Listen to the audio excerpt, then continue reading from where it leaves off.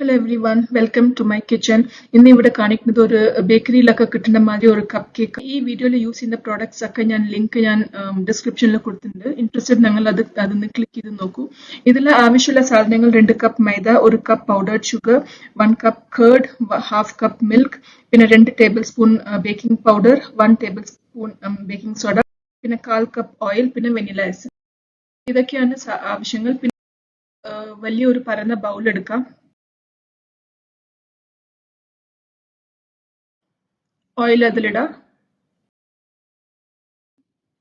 പിന്നെ തൈര് ഇടുക അതിൽ. പിന്നെ വെനില എസൻസ് ഒരു 1 ടേബിൾ സ്പൂൺ. പിന്നെ അതിട്ടിട്ട് പാലിടുക. എന്നിട്ട് അതൊന്ന് ലൈറ്റായിട്ട് അതൊന്ന് മിക്സ് ചെയ്ത് കൊടുക്കുക. വിസ്ക് യൂസ് ചെയ്തിട്ട് നന്നായിട്ട് അതൊന്ന് മിക്സ് ചെയ്യുക.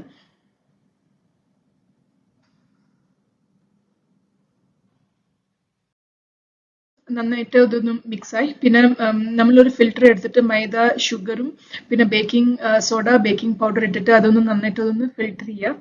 പിന്നെ ഒരു പിഞ്ച് ഓഫ് സോൾട്ട് ഇട്ടിട്ട് അതൊന്ന് നന്നായിട്ട് അതൊന്ന് ഫിൽറ്റർ ചെയ്യുക. എന്തെങ്കിലും കട്ട ഉണ്ടെങ്കിൽ അതൊന്ന് അവോയ്ഡ് ചെയ്യും. പിന്നെ നന്നായിട്ട് അതൊന്ന് ആദ്യം സ്പൂണിൽ മിക്സ് ചെയ്തിട്ട് പിന്നെ ഒരു വിസ്ക് എടുത്തിട്ട് നന്നായിട്ട് അതൊന്ന് മിക്സ് ചെയ്യാം. ഈ കേക്ക് ഉണ്ടാക്കാൻ വെരി ഈസിയാണ്, പെട്ടെന്ന് നമുക്ക് ഉണ്ടാക്കി കിട്ടും.